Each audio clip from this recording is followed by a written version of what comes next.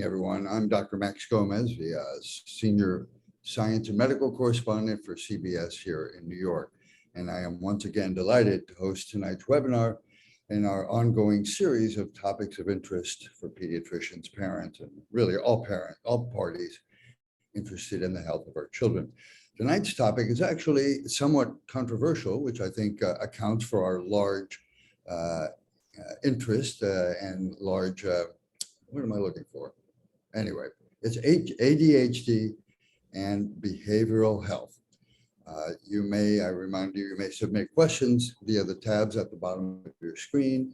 You may also review what we covered tonight, since the entire webinar is being recorded and will be posted on the Columbia Children's Health YouTube channel. Finally, a summary document will also be available to you, listing the most salient points from tonight's webinar, kind of Cliff's Notes for those of you old enough to remember what those were. And our goal here tonight is to help families understand this disorder, its impact, and what parents and professionals can do together. So let's get started. I've asked our chiefs to introduce our terrific expert panelists tonight. So please welcome Dr. Jay Selman. Jay, take it away. Thank you so much, Max, and thanks for hosting this wonderful evening. This is an opportunity for us all to share our ideas and approaches and to help families and medical professionals with this complex disorder. Unfortunately, one of our panelists, whom we were really looking forward to having, Dr. Nora Oberfeld, who's a child and adolescent psychiatrist, had a medical problem within her family, and she will not be able to join us. So we are each going to introduce ourselves briefly, and then we're going to jump right in. So very briefly, I'm Dr. Selman. I'm a professor of pediatric neurology and pediatrics at Columbia. I've worked in a variety of settings. At the present time, I see mainly children with behavioral neurologic disorders, including ADHD. So with that, I want to introduce our other two panelists that are with us. First is Dr. Gabriella Paskin, who's a developmental behavioral pediatrician, which means she's had both pediatrics and developmental pediatrics. And she has a special interest in children who've been in the NICU, in the neonatal intensive care unit, and their subsequent development. And so she brings a very important perspective. And also Dr. Katelyn Selver, who is a child and adolescent psychologist. So the ideal care for children with these problems is actually a team with different specialists who can address the specific issues. So with that, I'm going to turn this over to Dr. Paskin, who's going to introduce herself, and we'll proceed from there. Hi, thanks for having me. I'm Gabby Paskin. I am one of the developmental pediatricians here at Columbia.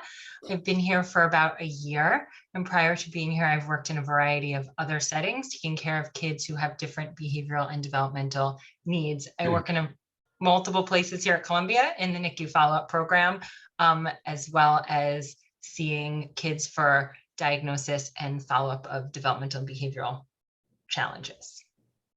Very good. Katelyn?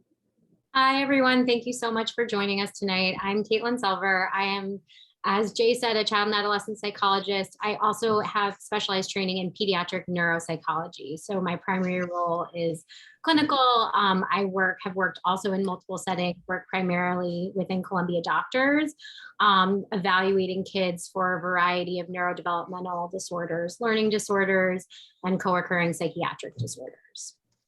Terrific. Now, I've asked and been given permission to address our panelists by their first names. There's no disrespect here. We just want to make this an informal discussion, a cross conversation really between friends and colleagues. So to get that started, I recently got a note from a colleague who had heard about this conversation, this webinar we were going to have tonight. And it occurred to me that the particular family issue that he was asking for some help on is a good example of kind of the issues and the problems and the conflicts that are involved in ADHD with kids, right? So I'll give you a quick summary. It was an 8-year-old grandson who had neuropsych testing.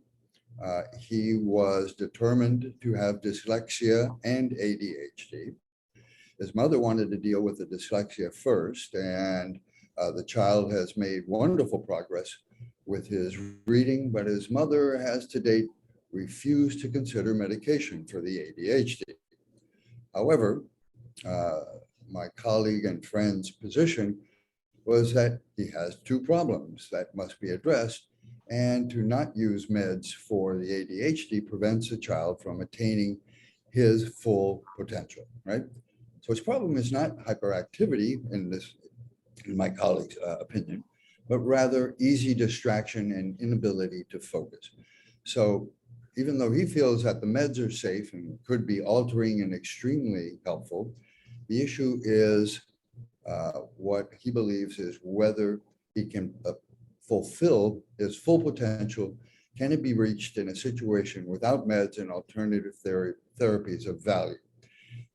It appears that mom is preventing the son from valuable time or wasting valuable time learning.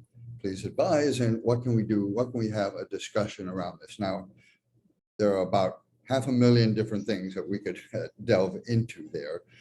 But why don't we start with, Jay, why don't we start with, can you give us a definition here of what is kind of the current definition of ADHD? Is it a real thing, or is it something of, little boys acting out? Little boys have tendencies that toward increased levels of motor activity, preference for physical rather than intellectual kinds of activities. That's not an absolute statement, but it's a tendency.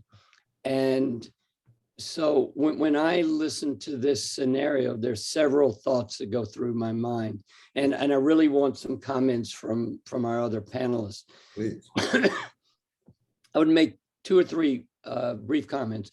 First is that ADHD is seldom an emergency room diagnosis, meaning that if someone comes to the emergency room and is complaining of pain, severe pain in the right lower part of the abdomen, that could be a medical emergency, and we have to do an appropriate evaluation and treatment. So I've found over the years that giving parents space to learn more about the disorder, to become comfortable with the possibility that their child has that, is often useful, rather than trying to put up a big fight. Second, I think it's very important to include the father if he's part of the family. And it's often the case that it could be a parent or a grandparent that is opposing the use of medication. And the third thing is, or in this case, the other way around, Jay. Right, exactly. But I don't know where dad stands in this. Excuse me. And the other thing I describe to parents is the idea of trajectories. So I'm going to just borrow some aids that I have right here. So if this is normal development like this, and Johnny is developing like this, you can see that at some point there's going to be a divergence. And it might be in 2nd grade, could be in 4th grade. I've seen kids in college where it really hits the fan. So staying in touch with the family, getting feedback from the teachers is really essential, and educating as we go along, and looking for when the child is really starting to struggle and we see that divergence, that gap increasing between where the child should be and what the child is doing. But I welcome some comments from my colleagues. Gabby or Katelyn, what would you add to that? And in particular, what is the role that you guys may play in the diagnosis here? So I would say, if you have a family who is not sure if medication is the trajectory they want to take to treat their child's ADHD, I think it is a tool in our toolbox that we use and can be very helpful, but it is not the only tool in our toolbox, and making sure that families know that. And so we should make sure that this kid, right, is being adequately treated for his dyslexia and he's getting appropriate services for that. We should make sure that he has appropriate behavioral accommodations within the school setting. And then we should make sure that the family and him are working with a psychologist or kind of a family therapist who can help them work on behavioral strategies at home. And I think that if he was making progress with all those things that were happening, then I don't know if medication is an absolute necessary, like you don't have to do it at that moment. I agree with Jay that there often is a time, not every kid, but for many kids, there's often a time when it becomes pretty clear that it's time for medicine because they're struggling with behavior at school, social issues at school, academics. There's something that's going to kind of tick us over. And it seems that it's worth trying because they're really struggling in some way. But if overall they're doing well or doing okay enough, then maybe trying other things. Medicine doesn't need to be the thing that they need to do right then. And then it's about making sure families are aware of what their options are and making sure that you start to educate them about, you know, what it could look like if we ever decided to do that. So Katelyn, would it be fair to say that you withhold medication as sort of a second line treatment and work in other areas first and withhold medicine until it looks like that's like the other approaches aren't working? I think that's a really important question. So as a neuropsychologist, I'm not the one who's prescribing medication. I'm often the one having a conversation with the family once the child's been diagnosed about the pros and cons of medication. And I see a lot of families who I'm not the first person who's told them that their child has ADHD. They may already know their child has ADHD. And I see a lot of families who are resistant to medication. And so I sort of see my job as equipping the family with all the information that we know, and then helping them to come to an informed decision. And so the way that I do that is to present them with what my understanding of the current literature, which is that the best outcomes for school-age children with ADHD, academically, socially, emotionally, are some type of medication in concert with behavioral therapy. That being said, I think Gabby made a really good point that if a family is resistant to medication, I think it's really important to consider what is, the family values and what's important to the parents.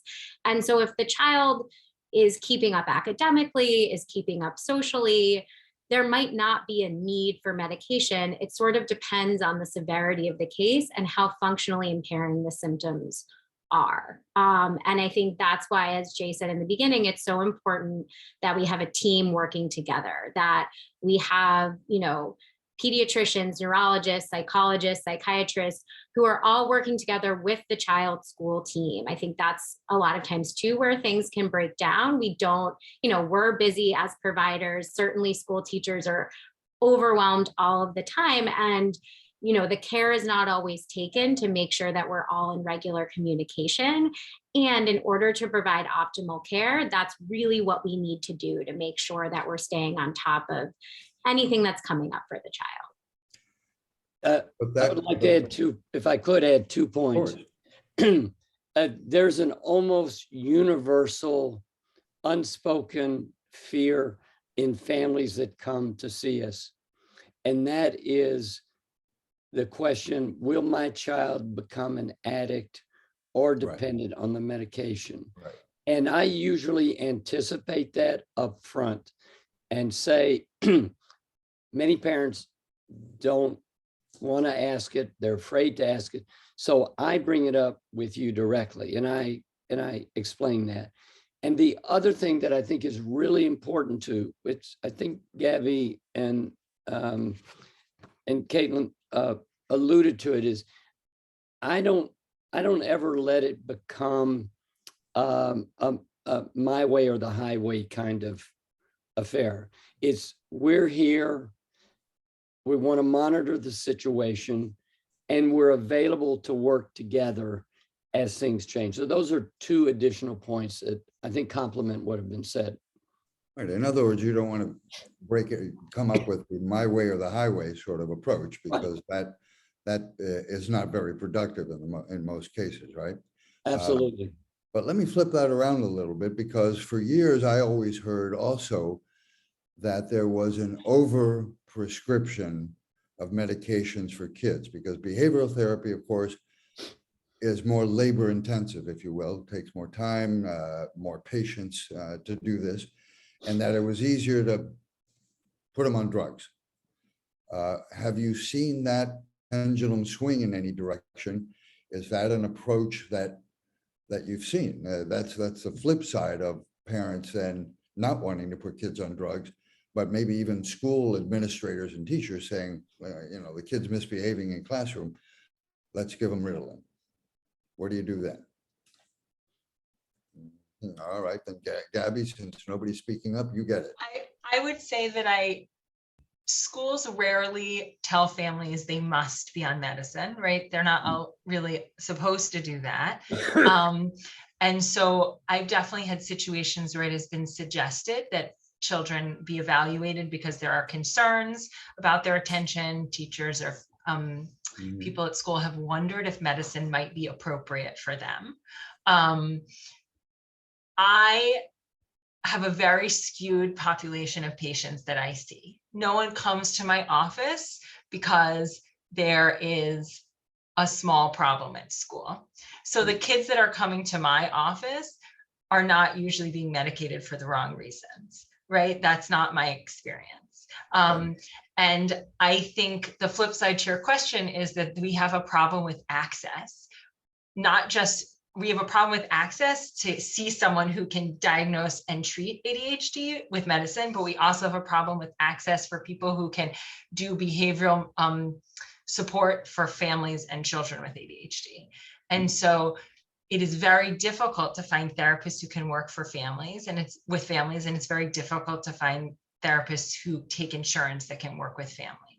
And so people are not choosing medicine because they feel that they have other options, right? They are making the best choice that they can for their children in the moment.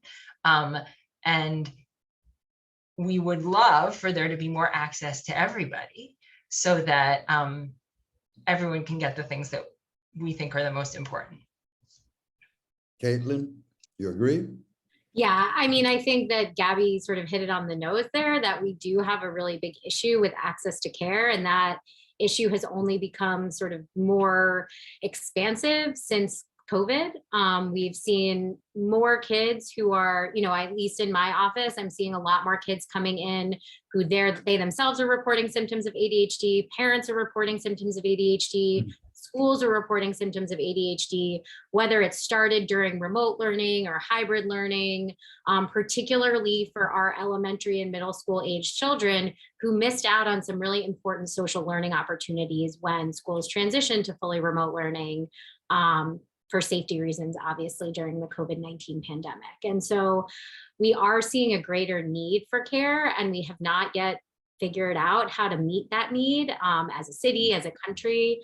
And so that is a real issue. And I do think that sometimes parents and schools will, in the absence of having the resources to really get good therapy, will turn to like medication or try and find some quick sort of stopgap fix, right, when that might not be sort of the best option for the child. And so I try to do my best to make sure that I can hook people up with providers after I see them. And that's not always the case. And I know I need to do better. And in the absence of being able to do that, there are a lot of really good sort of books and literature out there for parents, for teachers, that are sort of like guided self-help type of books where you can look and sort of, it'll outline some strategies, some simple strategies that you can use with your child at home to help with at least some of the behavioral challenges in the home. And we can talk a little bit later about how to sort of interface with school and what types of supports might be helpful, and how to get access to those.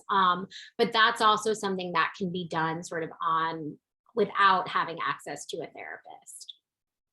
So I'm getting actually a fair number of questions here from people saying that schools are in fact encouraging medication, and that access is still a big issue. How do we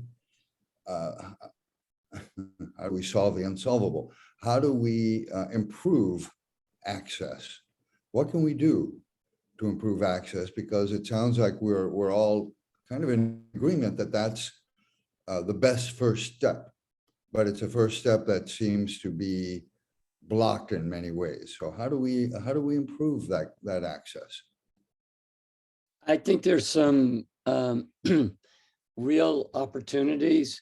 I really feel for our pediatric colleagues who are just overwhelmed with volume of cases.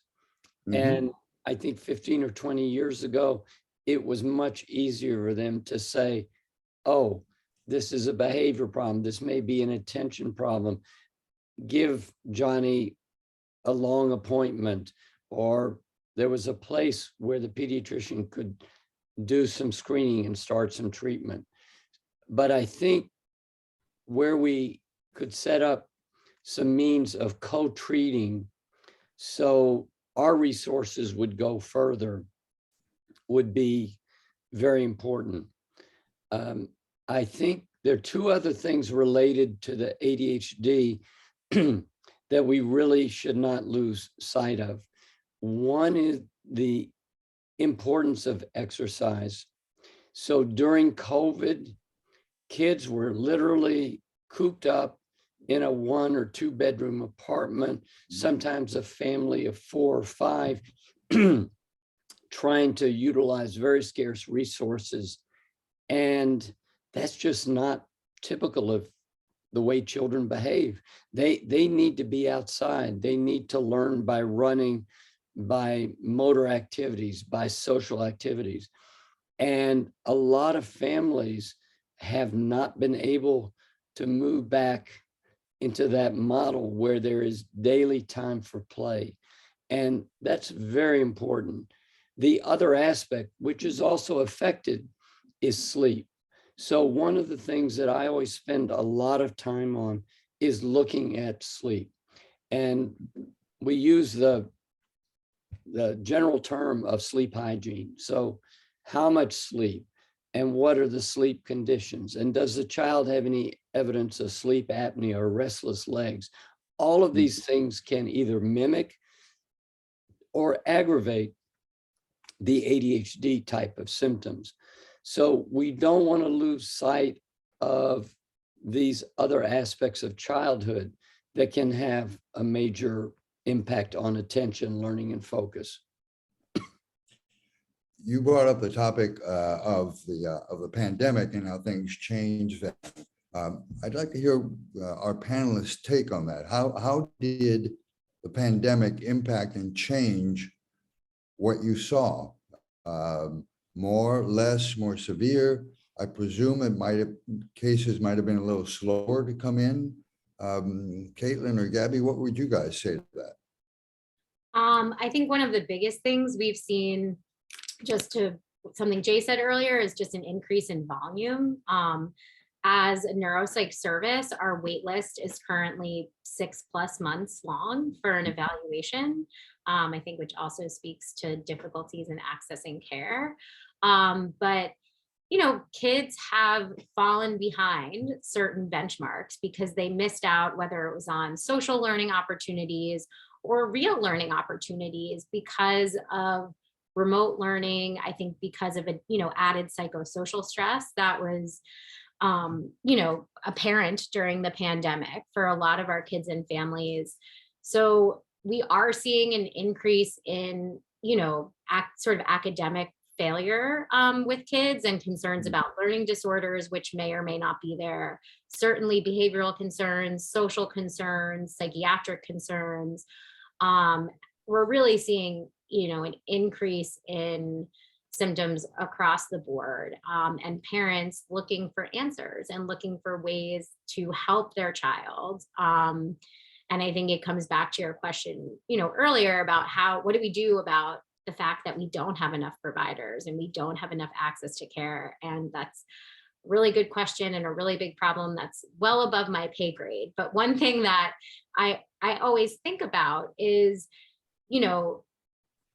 we have a smaller group of people that have a lot of knowledge, and why not, dedicate more money to allowing those people to teach and train, whether it's schools, give training to schools, give training to PTAs, give training to groups of people, and then equip them with that knowledge. So at least that can be somewhat of a stopgap, while we free up more space for providers, and just allocating funding so that people have time to really provide those types of trainings. Right. And I know someone mentioned books and other sources of help that parents might be able to implement themselves at home. Let's make sure that we get a list of those sources into our summary document so that parents I will will at least send a have list some help there. to whoever it is who's compiling the summary and make sure that that goes out. But here, for example, here's a question or a comment that I got from a parent that's heartbreaking. Says that this mother has called 43 providers and nobody is accepting new patients. They've been waitlisted for months and they've got a 9-year-old child who presumably is falling behind there. So is there something there that they can do to try to help while they get taken off that wait list? Gabby or Jay, are some of these other resources helpful? So sadly, this is a story we hear all the time, which is that families are waitlisted or their insurance doesn't cover, or they can't find someone who takes their insurance. And especially now, in kind of the mid-COVID, post-COVID, wherever we are world, lots of people are seeking mental health care that maybe weren't seeking it before. And so there's just not a lot of available space. And so I would say most of my families, unless they can pay out of pocket, have had a very difficult time accessing care to find a therapist. And so I don't have any great tricks up my sleeve for that. It's a real problem. I want to make 2 points. One is there are a number of community agencies in the different boroughs, and they have wait lists of varying lengths, but they're starting to come down in some cases. The other point I want to make is that 1 million people have died of COVID. And amongst those 1 million people are primary and secondary caretakers of children, meaning parents or aunts and uncles or grandparents who are part of extended families. And this has had a devastating effect on many families. And I don't know how we're going to heal and repair that, but that's a reality. Well, yeah, it's a sad reality. Jay, as long as we've got you here, let me ask you a couple of things that we may have skipped over a little bit in the beginning there. Talk to me about, because there have been a couple of questions about the differences perhaps between ADD and ADHD. Is it more a problem for boys as opposed to girls? Is there an age issue there? And I think very importantly, which a lot of parents are concerned about, is does a diagnosis go on their permanent school record that's going to be an issue down the road? I know I threw a lot at you, but take All a right, shot at so some. let me take a shot. So the term ADHD, so attention deficit hyperactive disorder, comes in 3 flavors. So the first flavor is the inattentive type, which means that the child primarily has difficulty focusing, difficulty with executive function, completing tasks, The second flavor is the hyperactive impulsive type. And that's the motor that's in overdrive, always going, never sitting, always in motion. And the third type is the combined type, where there are elements of both. The reality is that most children we see tend to be primarily in one of the two major categories, with one being more than the other. And that changes somewhat over time. So you see more of the motor hyperactivity in the younger children, and especially in younger boys. Excuse me. And as they get into adolescence, the hyperactivity can be somewhat less of a problem. In girls, there tends to be less issue with the hyperactivity. They have more difficulty with attention, with focusing, with the executive function. And they're generally, quote, better behaved. So it may be later before they really come up on somebody's radar, and then are referred to the pediatrician and then to a specialist. So I think for 40 years, I've heard about, I don't want treatment because it's going to be in my child's record. I've never heard of a case where it has anything to do with anything. And maybe there's one out there, but the opposite, I think, is really true. Children and teenagers, especially, who have ADHD and who are not treated, have problems. And if you look at large research studies, number one, they're less likely to finish high school. They're much less likely to go on to secondary or post-secondary education, be college, university, professional. They are much more likely to be in trouble with the law, and their overall earnings power is less. So having the ADHD does not benefit the child. It does not benefit society.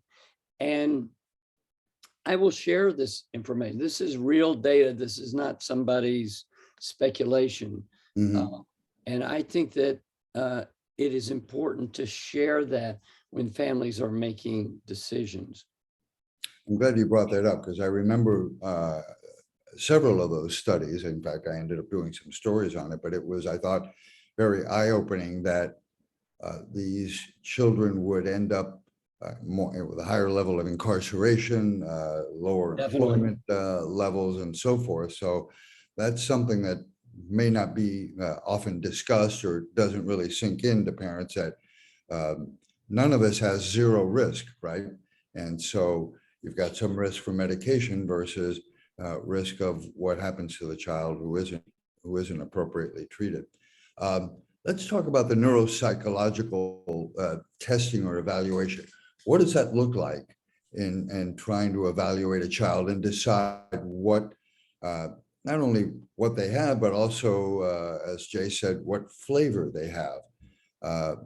Gabby or Katelyn, is that something you guys then, I presume, would undertake?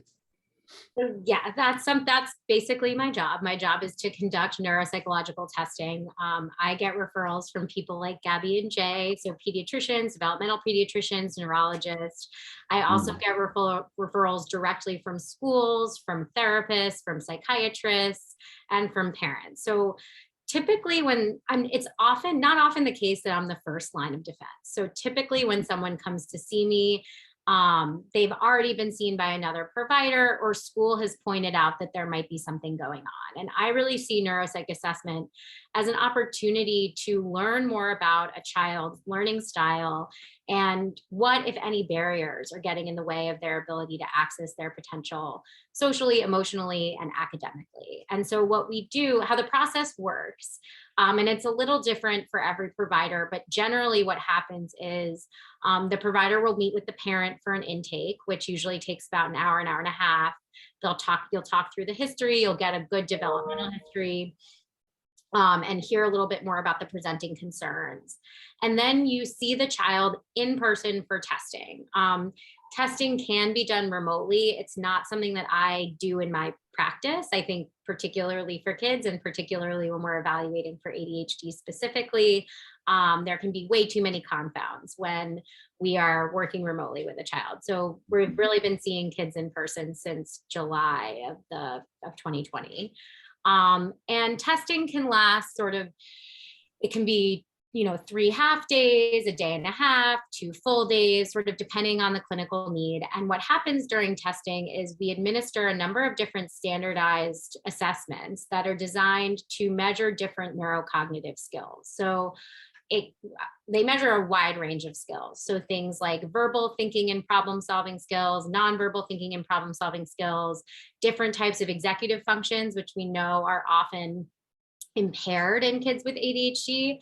And executive functioning is a really big, broad term. It's sort of an umbrella term for a number of different cognitive processes that allow us to function as human beings.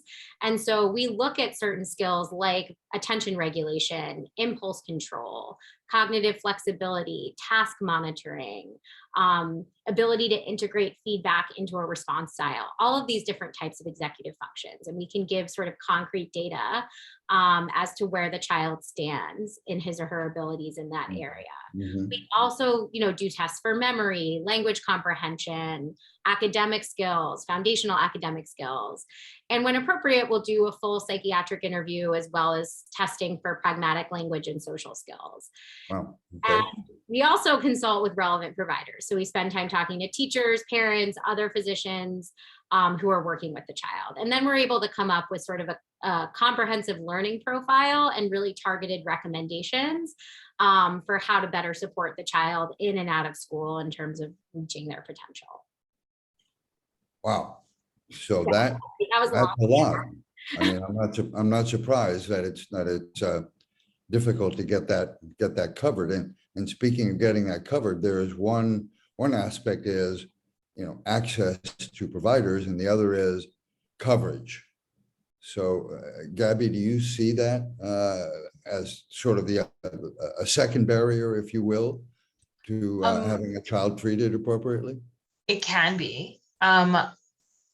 Many of like I and Jay take a variety of insurances here at Columbia, so that doesn't tend to be particularly an issue for us as much as I think it is for neuropsych, especially outside of Columbia. A lot of people go privately, and many private psychologists do not take insurance. But for what I think for Jay and for me, the issue is just the wait. I don't think it's that we don't take the insurance. It's just there aren't a lot of us. And so there often is a wait to see us. And so we all work with a wait list, or we all have patients booked out a long time because people are waiting to come see us and be evaluated. Hey, Jay, do kids grow out? Do people grow out of ADD or ADHD? I know I've been accused of still having attention deficit issues myself here. Do kids outgrow it? Well, that is a question in search of a really comprehensive answer, but there are a couple of insights.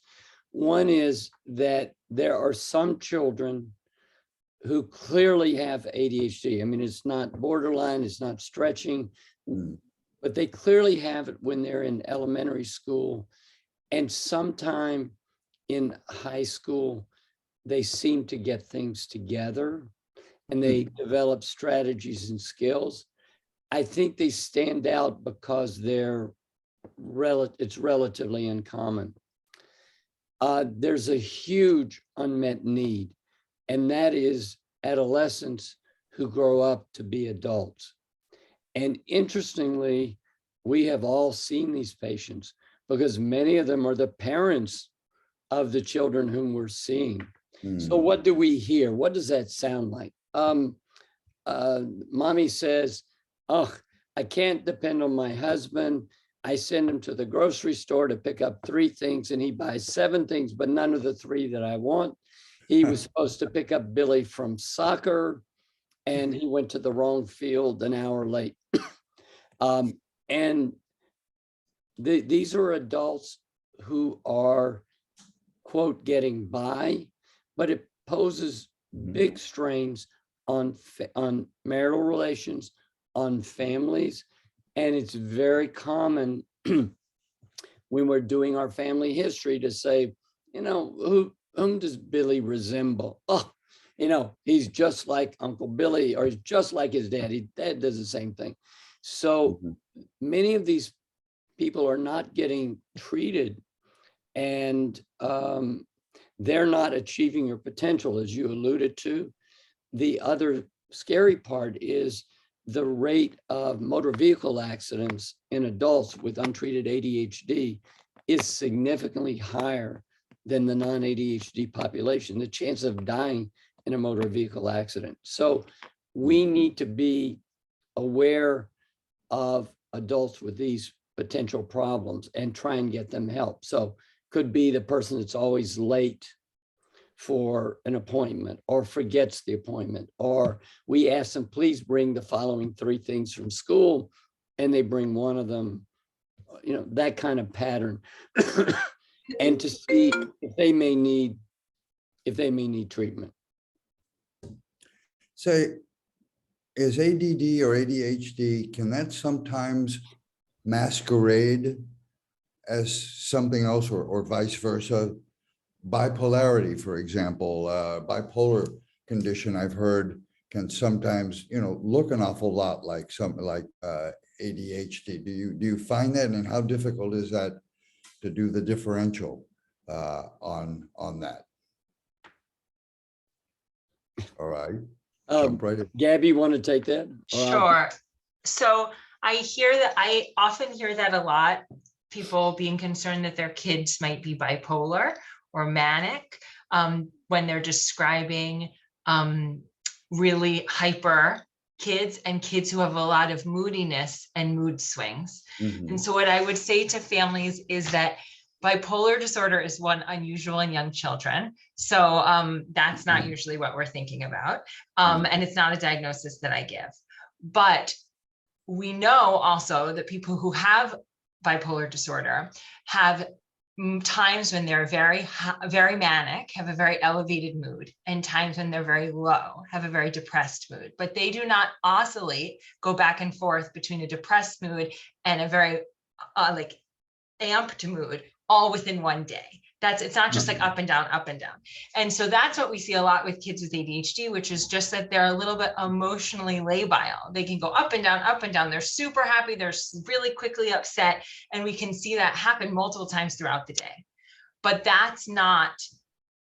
those are not the signs and symptoms of bipolar disorder. Okay. And so that's what I would talk about with families. The other aspect of bipolar that's really 2 aspects. One is irritability is often a really predominant symptom, and the irritability has a different feeling than difficulty with attention and focusing. And the other piece that is really important is the family history. So we always ask a detailed family history. So is there anyone in the family with ADHD, with depression or anxiety that is diagnosed or suspected? Is there anybody with bipolar? Is there anybody with substance problems? Any suicides? So these are ways of eliciting some red flags. And at the other end, I think many adults are given the diagnosis of bipolar too loosely. I'm not a psychiatrist, but I have families come in and mom says, oh yeah, I'm diagnosed as bipolar. And you talk to her and, you know, she's not on medicine, and you wonder who, how, and when.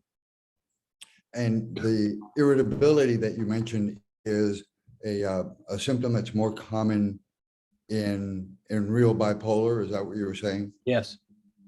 Got it. Yes. Got it. Okay.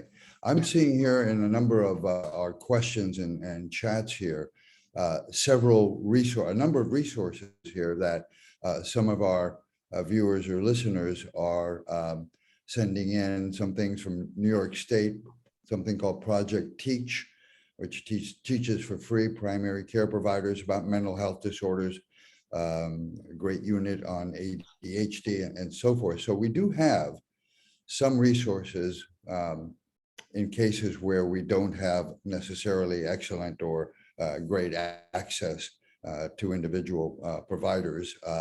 And we will make sure to include that in our summary document. But has that been also your experience, guys, that there are some of these other resources out there that our primary care providers can and should be able to refer parents to? Well, some of those are for training of professionals. Right, okay. So most of them are for training giving extra help to primary care providers in an attempt to work on the fact that access is limited. And so Project Teach is a great resource that trains pediatric providers and has a phone line that they can call and talk to a psychiatrist if they have specific questions. Okay. Katelyn, you're nodding your head. Yes, no? Yeah, I think that was sort of what I was going to echo. I think one of the major sort of barriers there is that primary care providers are also overwhelmed and don't necessarily have the carve out time for continuing ed and for things like that. And so there are a lot of resources out there. I think it's just, the ability to sort of access a list or access like a compendium of resources where you can refer, whether it's providers, parents, teachers, whomever. It's, not always widely advertised. Is there an age that's too young to accurately evaluate and diagnose ADHD in children? And what age might it be a more typical or reliable age that we can say we feel confident that this is an appropriate diagnosis? All right, Jay, you're up. Oh, go ahead. No, go ahead, Jay. So I've been doing this for, a couple of years, and I will just share that when I started in training, we would never even consider the possibility of someone under the age of 6 or 7 having ADHD. Times have changed. I also have parents of a 1 or 2 year old who say, I really think my kid has ADHD. And my response is, I think you have a 1 or 2 year old. So at some point, there are a handful, but they're really a minority of children who have such high levels of motor activity that they put themselves in danger. And I remember a couple of cases. One was a mother who came to see me, and she was driving over some bridge, and she said, I almost had 3 or 4 accidents because a kid was climbed out of his car seat, was trying to climb over. I listened to her. So in a 3 or a 4 year old, I will listen very, very carefully, look at the situation very carefully. I never prescribe medication on the first visit. I just don't. But it's a handful of times per year as a specialist that I will consider in a child under 5 or 6. So sorry, Jay. Sorry. Go ahead. I'll just add that I tend to see a lot of young children. My practice is predominantly children under 5. And because of that, I see a lot of preschool ADHD, just because my population of patients is quite young.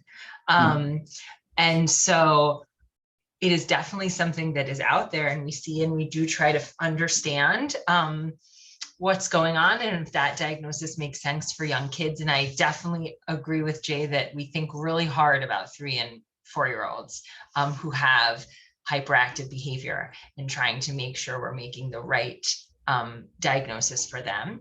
And for people to know, medication is basically almost never first line for a preschooler.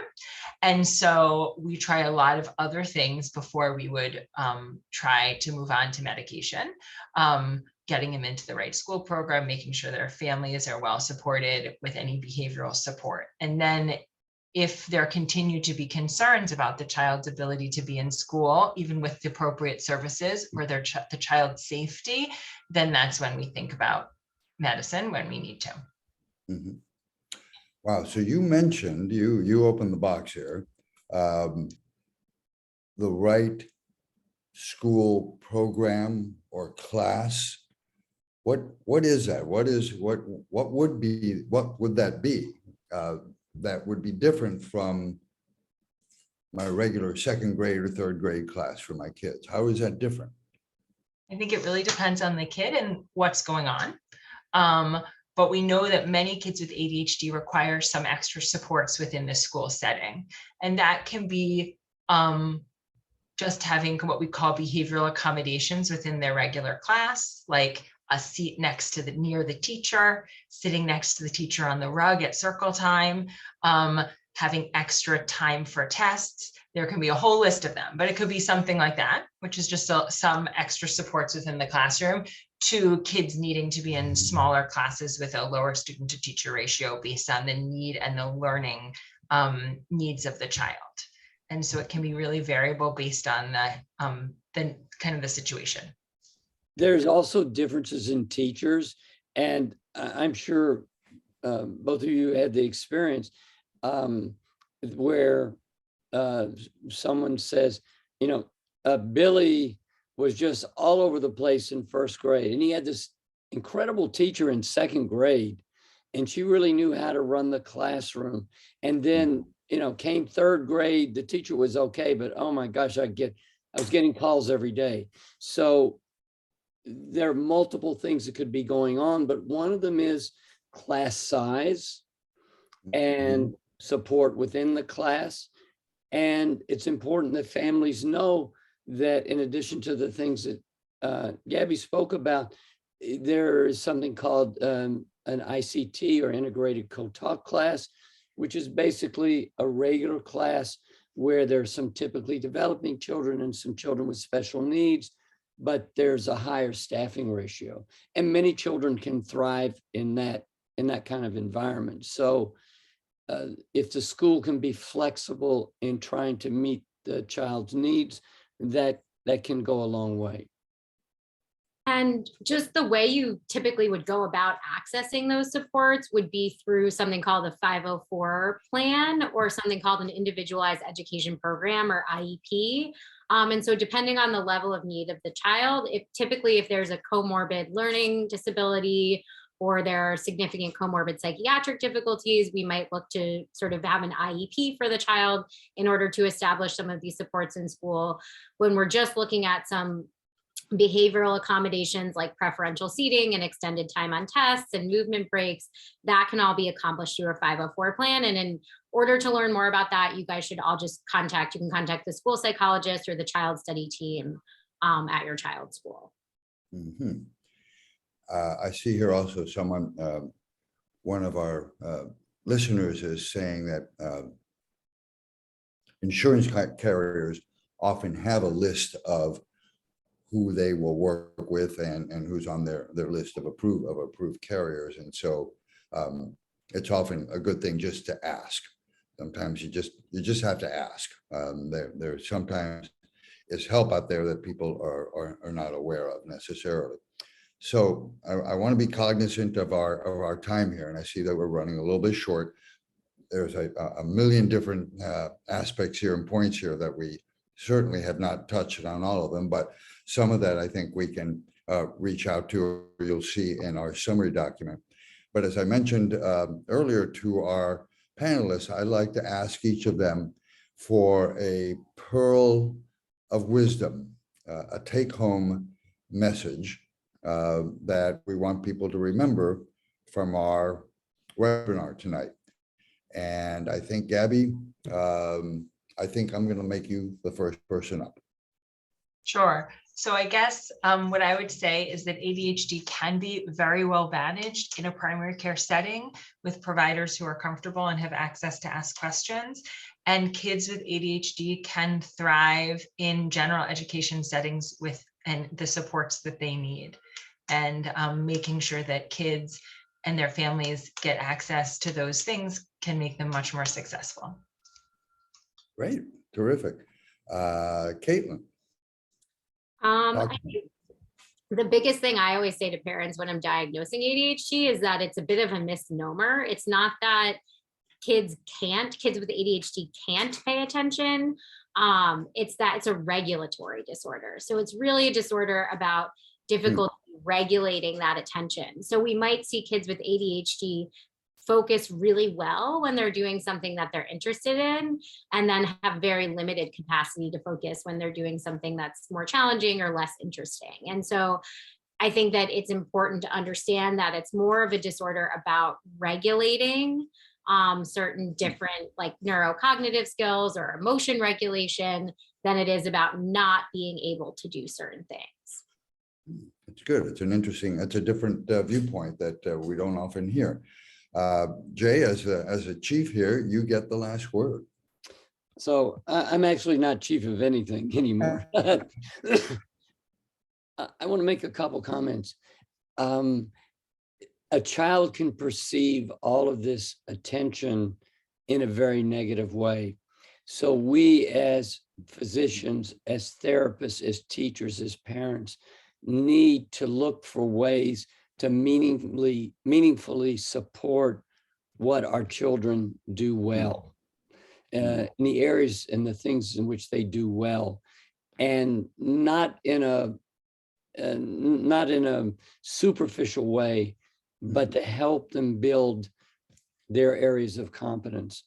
I think the other counsel I would have for families is that this is really a tough battle, and that one visit with a neuropsychologist or developmental pediatrician or neurologist is not going to fix it. There's not a quick fix, that it really requires a team effort over time to find out what is going to work best for each individual child. There's no one size fits all. Exactly. Well, that's that's terrific. Those are three different and very valuable viewpoints that I think all of us should take to heart. A reminder that this has been recorded, so you'll get a chance to watch all of it. There will be a summary document at the end of the day, or in a couple of weeks, actually, so that there are many different ways and resources that are available. And I think that's important. My take-home message for all of you is that there are helpful programs out there that you should look into, that it's important. So I think that's my take-home message for you. You have to ask and you have to look into it, because there is help out there. And gosh, it's been 2.5 years into this. I can't believe it. I'm still saying this. Get vaccinated, wear a mask, be careful out there, please. Okay. It's been 2.5 years. Kids are susceptible. They will get sick. Vaccine keeps getting approved for younger age groups. Take it seriously. Thank you. Good night. Be well and safe, all of you.